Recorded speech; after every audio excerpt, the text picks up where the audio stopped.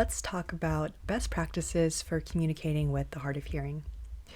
Because communication is such an important and necessary part of our daily lives. Whether it's talking to family members, coworkers, or someone at the grocery store, we can talk to many people in any given day. It can be definitely challenging and difficult to communicate with someone who's hard of hearing, but there are certain principles, adjustments, and strategies that can make it easier for everyone involved. While researching this topic, we came across many great sources and articles that had a lot of overlapping information. UCSF Health, hearinglink.org, and the National Institute on Deafness and Other Communication Disorders all had similar tips and strategies to give. And in this quick presentation, we just want to give a brief summary of all their main points.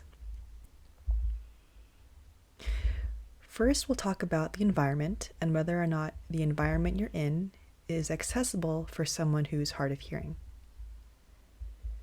Second, we'll talk about the roles and responsibility of the speaker in conversations, because as speakers, how can we be more accommodating and mindful with those who are hard of hearing? Lastly, if you are someone with hearing loss or has trouble hearing, we'll give you tips on how to actively listen during conversations and other solutions that can make communication a bit easier. Carecenter has monthly presentations on topics related to speech, language, and hearing, and if you're able to join us for our live webinars, we have Q&As at the end of each one with either a speech or hearing professional, depending on the topic. So if you would love to join a live webinar with us and have a conversation at the end, please let us know by sending an email to us at info@carecenter.org, and we can get you on our webinar mailing list. So here are some quick statistics on hearing in America. So according to the Hearing Health Foundation, almost 50 million Americans have either age-related or noise-induced hearing loss. And 1 in 8 Americans who are 12 years and older have hearing loss in both ears. It's important to remember that anyone of any age can have hearing loss. It's not just something reserved for our older populations. And around 37.5 million Americans, 18 years and older, have some trouble hearing. So whether it's just a confirmed hearing loss or just some issues with hearing here and there, Americans would benefit from strategies to make communication easier. And in an era of COVID-19, with all the social distancing and face mask wearing, professional and other health organizations have acknowledged that because of these requirements, communication has become a lot harder for those who are hard of hearing. Because, for example, some people need to read lips in order to understand speech better. And face masks can definitely interfere with that. Face masks also reduce the volume of someone's speech so that they sound a lot quieter than they normally would. Some speech sounds are also muffled, which can make it harder to hear someone clearly. And before the pandemic, we may have decided to step a bit closer to someone in order to hear them better, but because of social distancing and COVID-19, this may not always be a safe thing to do.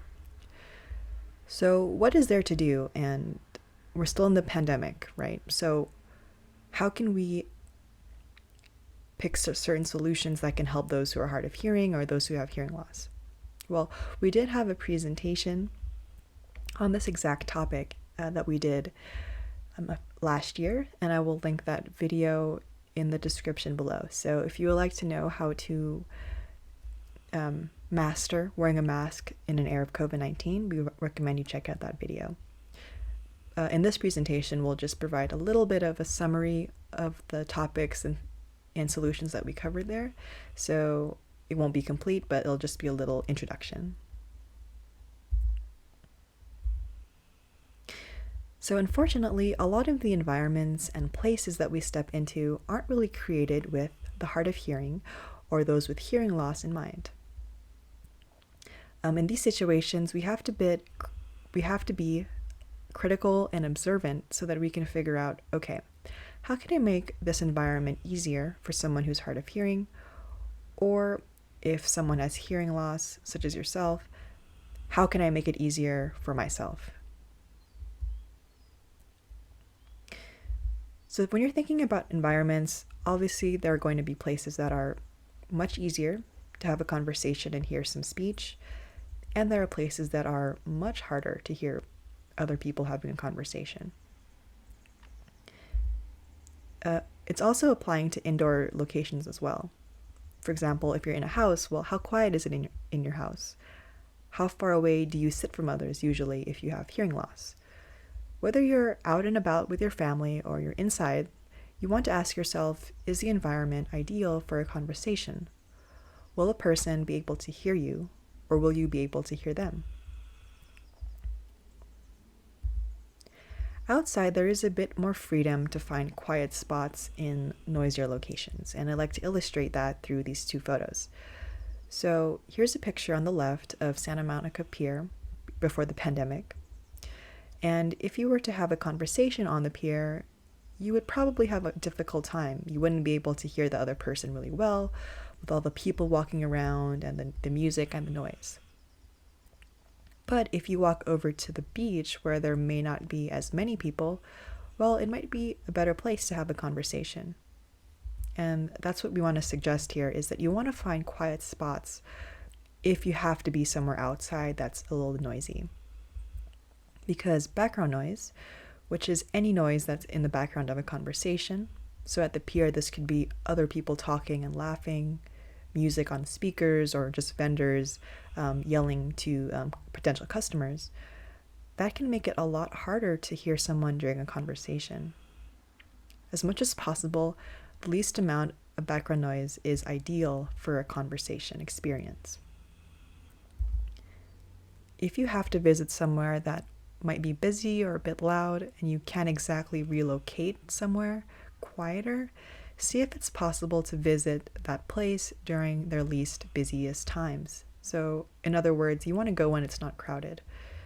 This may require you to do some research online, maybe calling up someone and saying, hey, I want to come in, or I want to visit this location, but I have trouble hearing. What are the best times to come when it's not as busy or crowded? A good rule of thumb is that if you can't hear someone who's 3 feet away from you, it's too loud. You need to move to a quiet spot or find a different way to communicate. Maybe either writing something down or texting to get some information across. When you're inside, there are a bit more variables to consider because maybe you can't exactly relocate to a quieter location or maybe make certain things in the location quieter. In that case, is there any sources of background noise that can be closed? So for example, windows and doors can leak in noise. If it's possible for them to be closed, maybe you can ask the management or maybe someone in their home to close these things. You want to eliminate any source of leaking noise. One of the most important tips that we saw repeated in all the articles online is to make sure that it's possible to have face-to-face conversations. Face-to-face conversations are important because people not only pick up on, the words better, but they also use body language, gestures, and facial expressions that can help someone understand the conversation better. For face-to-face conversations, make sure that the person who is speaking has good lighting on their face. The person who's listening, or that person who is hard of hearing, needs to be able to see his partner's face clearly in case they need to lip read or otherwise. If you have any seating preferences, if you're hard of hearing, for example, you like to sit in the middle of a group or you prefer to sit on someone's left or right side, let your group members know or let those around you know of your seating preferences. It's easier for others to accommodate for you and your needs if you let them know what your preferences are. The tip that I mentioned briefly earlier is to research locations before you arrive, and this can be done through Yelp, looking through Yelp reviews and seeing what other people are saying about how busy it is, how loud it is. Or you can use a really handy feature that Google has, which is their popular times feature. And you can also simply just call up the place of business and ask them, hey, when are your busiest times? When is it least crowded? This way you can plan around, those big crowds, busy hours, or if you absolutely need to go during a busy time and you can't avoid it, the sort of preparation you'll need to make in advance before you visit the place. Because more places are opening up due to, vaccinations and whatnot. There are places that are accepting, reservations, and if possible, pick an earlier time or request seating away from loud areas. This can really make it easier for you to have a conversation with someone if that's what you're going there for. And a little bit of research and, making a phone call can make a big difference in your experience or someone else's experience at places that could be louder. So here's a quick checklist you can do when you're considering the environment. Did you do a little bit of research and called up any people before arriving to a location? Do you have a good idea about the busiest times? How are the crowds and the noise levels at this place? Can you and your speaking partner face each other and there's good lighting? Face-to-face conversations are essential for speaking with the hard of hearing population. Can the location accommodate your seating preferences? Ideally, this is something that you want to figure out before you arrive so there are no issues or unwanted surprises. And lastly, how is the background noise? Background noise can make or break how well you hear someone in a conversation. When possible, try and have conversations with as little background noise as possible. This may mean relocating to a quieter area, arriving at a less busy time, or figuring out how to make a space quieter. Turning off TVs, radios, closing doors and windows are possible examples. So moving on to the speaker, or the person who's communicating with the person who's hard of hearing. That might be someone in your family, or maybe people who come into your place of business who have hearing loss. How can we communicate with our hard of hearing people effectively? A complaint that may arise in families is that they wear hearing aids, so why can't they hear me? It's important to remember that communication involves at least two individuals, a talker who sends the message and a listener who receives the message. As the speaker or talker, there are ways you can improve conversation to help someone who has a hearing loss. They already have their hearing aids, which is their tool for conversation. Why not use some specific strategies and principles as your tools for conversation? I'll tell you later, never mind, and it doesn't matter are some phrases you definitely want to avoid for someone, or when you say this to someone with hearing loss. This dismisses them and their desires to be in the know or even connect with you. When you dismiss someone who is hard of hearing, you exclude them from information and conversation. As the speaker or talker, if this person that you're speaking with is important to you, maybe it's someone that you encounter at work, or it's simply a stranger you're helping give information to. Communication needs to be accessible and inclusive. It's our responsibility to help deliver knowledge in ways that reaches those who have hearing loss. So diving into the strategies, we always want to consider the environment, and like we just talked about, we can do a quick once over and see, okay, can we face this person directly? Is there good lighting? As much as possible, have the conversation remain in one room. Someone with hearing loss in the living room is going to have a much harder time, engaging in the conversation if you're talking to them from the kitchen. Stay in one room and try to eliminate any background noise. If you know this person, or maybe you felt comfortable asking them, figure out which side is their better ear. Stand or sit by this side.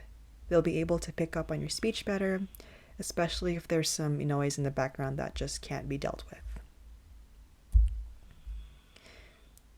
To get the attention of someone who has hearing loss, a wave or a light tap will do just fine.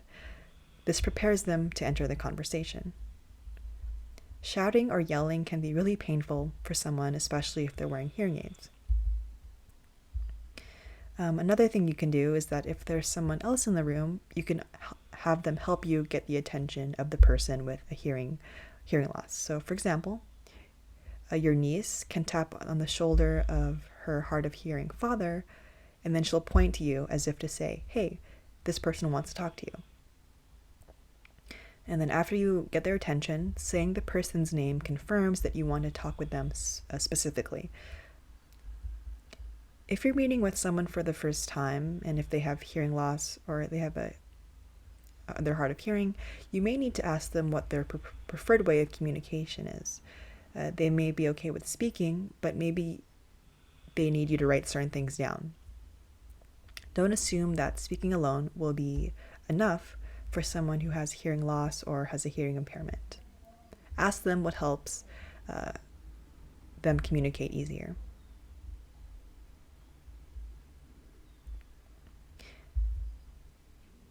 So with principles for conversation, it's always important to bring in context, introduce the topic, and then also think about what your goal of the conversation is. Okay, are you trying to ask this person a question? Are you trying to share important information? Are you updating someone on something in your life? And then it's important also to stay with that topic until it's finished. Try avoiding any conversations that, where you're throwing multiple things at once at someone. So for example, if you asked, "Do you want to go visit the garden this weekend? Our neighbors, Matt and Jen, said they really enjoyed it. Maybe afterwards we can go get lunch at Panera. I really want to try their cheddar soup." So there's a lot of information and different parts being shared there, which can be really overwhelming for someone who has hearing loss.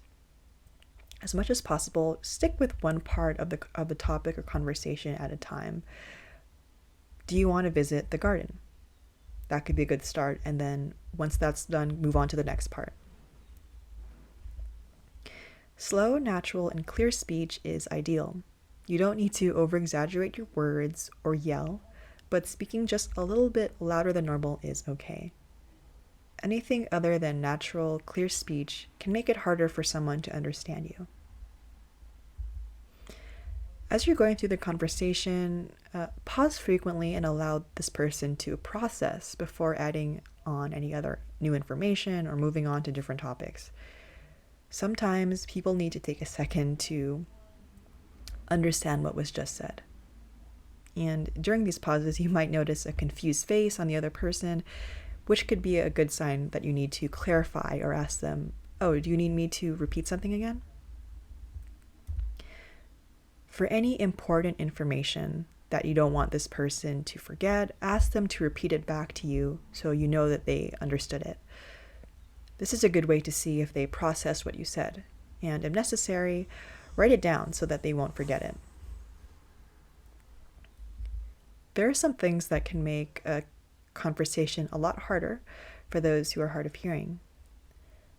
Try not to be eating, chewing, or smoking during the conversation. This makes it harder for someone to read your lips and hear your speech correctly, because it's distracting to have all this stuff happening around your mouth.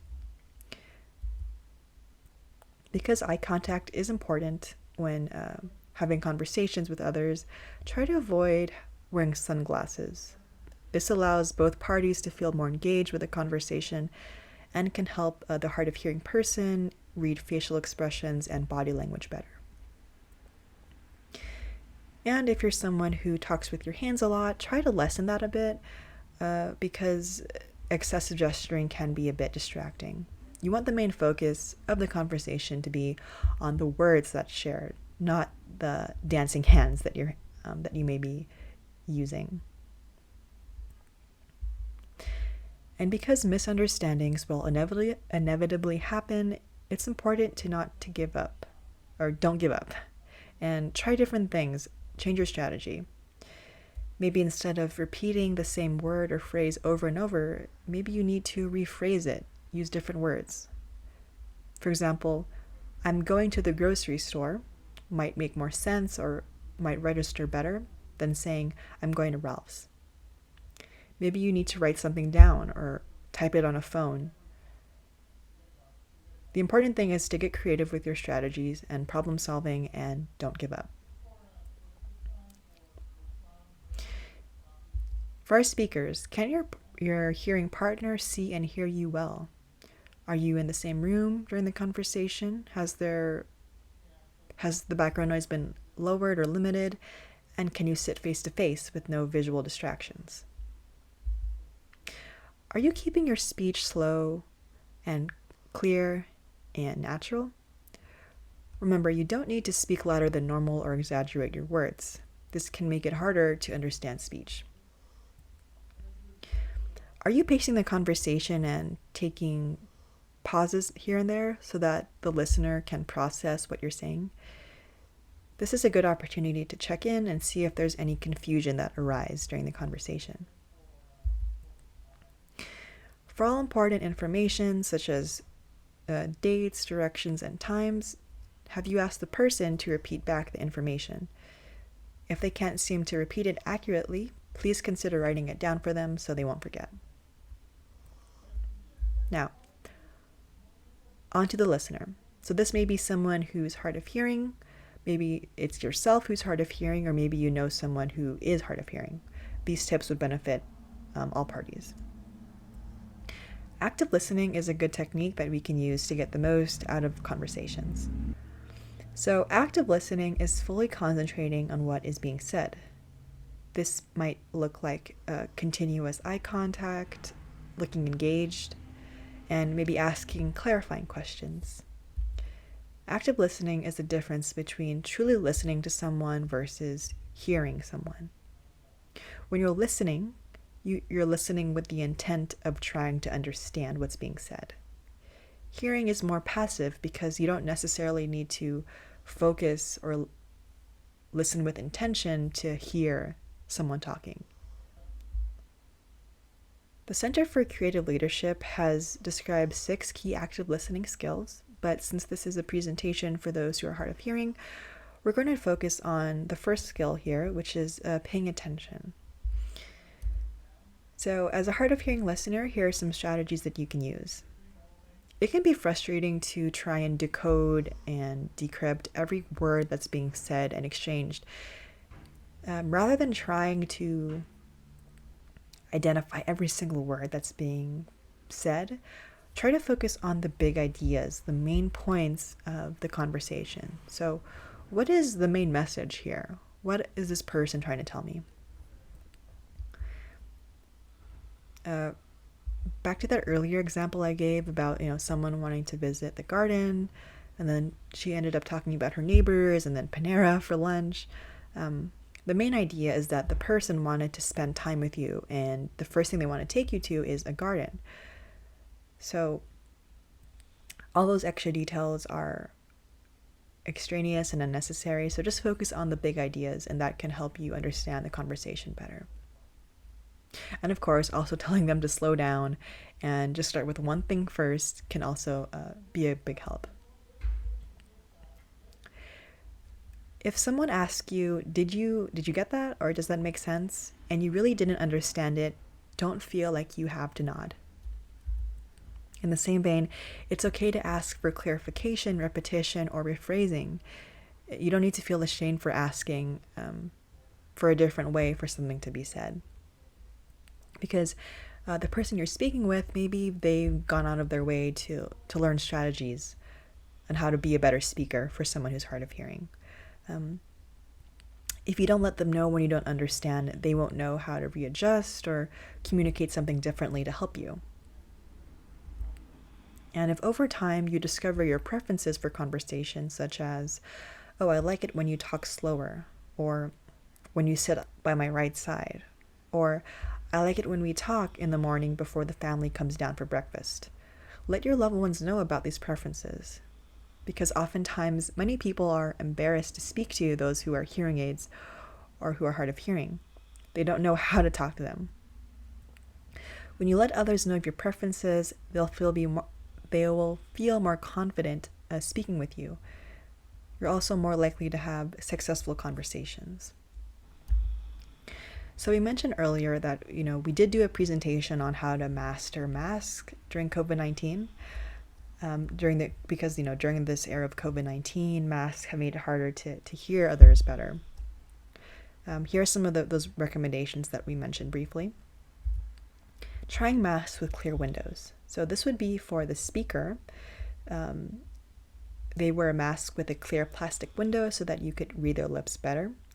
Although the CDC has recommended this as an alternative for those who are hard of hearing, there needs to be research into how safe and effective they can be, because it's made of plastic. So if you are interested in maybe getting a family member a mask with a clear window, I would do research and see if it's something that's you're willing to try and use in your home.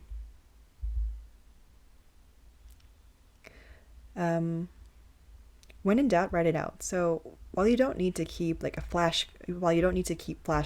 or notebooks on you, having a notes app on your smartphone can be a really quick way for you to communicate something to someone at the store, or maybe have someone write something out for you. If you wear hearing aids, ask your audiologist if they can make any mask programming adjustments for you. Some manufacturers may have programming specifically designed to help with the pitfalls of masks and volume. So look into that with your audiologist. And whenever possible, see if you can get, help or information from a place via a phone call or maybe a Zoom call. Because if you know that you need to visit somewhere with a mask and social distancing, it's going to be hard to have those in-person conversations if you're hard of hearing. It may be easier to try a phone call instead. We have some other recommendations if maybe you feel like your hearing aids aren't enough or you're kind of struggling in your day-to-day. If you have trouble with phone calls and hearing people clearly, caption telephones and caption apps could be something you look into. An assistive listening device can be a great accessory to enhance your hearing aid experience. For example, certain devices can function as an external microphone that you can point in the direction of someone hearing. And lastly, there are some phone apps that can provide more help regardless if you wear hearing aids or not.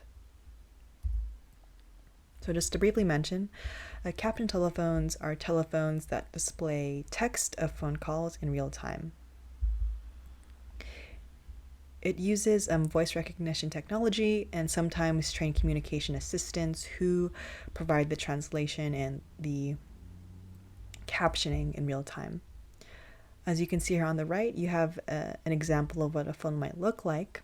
Some models, or most models, will allow you to adjust the size of the text, the color, and certain caption companies have also offered captioning with Spanish. So that can be really great for those populations. If those landline telephones aren't really your thing, you can download caption telephone apps on your smartphones. One that we've seen recommended is Clear Caption or Caption Call. Caption Call is an app that you can find on the App Store, and it has the same functionality. If you make a phone call through the app, the caption service will provide like a transcription of the phone call with all the text written out for you. Within mostly every state in the United States, you can get a free caption telephone through a government program. So the one in California is the California Telephone Access Program. And in order to get a free telephone, you must verify that you have a hearing loss, which you can do through an audiologist or other professional who can sign off on a form. Most require high-speed internet, but this model here on the left, the CapTel 840, does not, and I think this telephone is offered through the CTAP program. You can also look into the individual caption telephone companies and see what their application process is. It varies from manufacturer to manufacturer, so if there's a specific telephone model that you like, feel free to research that brand online, check out their application process, and then apply. It's a really great tool to have if you have hearing loss. If you have a smartphone in your pocket, you have a great tool to enhance your hearing aid functionality. One way that you can do that is, for example, speech-to-text apps and amplification apps. But before we go into that, if you have hearing aids and with a manufacturer, most likely they have a hearing aid app. If you have compatible hearing aids and maybe the correct accessory or device, you can have music and phone calls streamed directly into your hearing aids. You may also have directions streamed directly, such as from Google Maps. You can also change the different programming settings that your audiologist created for your hearing aids if you have the smartphone app. So if you haven't yet, looked at the functionality of a hearing aid app, if you have hearing aids, we highly recommend you look into it because it can offer a whole new set of, enhancements and adjustments that can make conversations a lot easier and just day-to-day life easier. If your hearing aid doesn't connect directly to your smartphone, you may need an accessory to access those streaming services. An assistive listening device may be such a device or accessory, and in general, what they can do as well is extend your hearing aid range for use at a distance. One such accessory is the Oticon Connect clip, and one of Carecenter's staff members actually uses this because she has hearing loss and wears hearing aids. For example, in the car when she's driving with her boyfriend, she will have him connect the Connect clip to his shirt, and because it kind of acts as a microphone, whenever her boyfriend talks into the Connect clip, this audio is streamed directly into her hearing aids, so she has a crisp, clear audio from his speech. Assistive devices can be really handy and can take your experience to the next level. So speak with your audiologist to see if they have an assistive listening device that they recommend for you. And you can also ask them if they can adjust any programmings for better use with wearing masks. One category of smartphone apps that's always recommended are speech-to-text apps. And essentially, if you have the speech-to-text app open on your phone, you would point the microphone end to the speaker, and like the caption apps, whatever is being said will be translated into text that you can easily read. It does require a microphone, so make sure if you're using this with someone that it's working on your phone, a laptop, or you can even use an external microphone if you want to create as much distance from someone as possible. Google Live Transcribe is an app that's free through the App Store, and Live Transcribe is an app that's on the Apple Store. It's not a Google app, but if you want to see more options, you can easily just do a quick search on any app store, and there will be a ton of free apps that you can use. For those who are working and maybe has a lot of meetings with other people, Audiotory is a cool.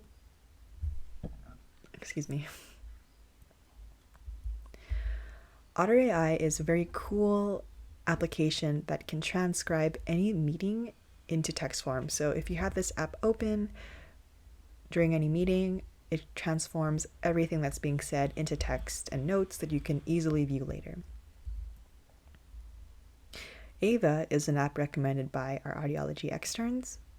On the computer, on the desktop, their app can caption any online video, such as Zoom calls, Skype, or even social media networks like Twitch or TikTok. On mobile, the Ava app can translate across 15 languages and even work offline. You can also caption any live conversation without time limits. Another category of apps to look into is something called sound amplifier apps. Phones become remote microphones, and when someone speaks into the phone or towards the phone, the app uses its programming to boost speech clarity. In the app on the right, which is called Chattable, which you can find on the Apple and Android store, you can adjust sliders for speech sounds and background noise, which is really cool. You can even connect your hearing aids to this app, but make sure your hearing aids are compatible first. If you want to use a sound amplifier app, here's how you might use one in the home. So the app is open and facing toward the speaker. The listener has their headphones connected, and in this image you can see this person has Bluetooth earphones connected. If you have hearing aids, then you would envision yourself with hearing aids. Whatever the speaker is saying is picked up by the phone, and it's directly streamed into the listener's ears. If the listener wants to, they can adjust the sliders for speech volume and maybe adjust the background noise. If you don't have hearing aids yet, or maybe you've ordered some and you're waiting for them to come in, these sound amplifier apps can be a good tool to use in the meantime. But they are not meant to be replacements for your hearing aids. Proper hearing aids will go the furthest with helping your hearing loss. So for our listeners, have you communicated your preferences? Do you know how to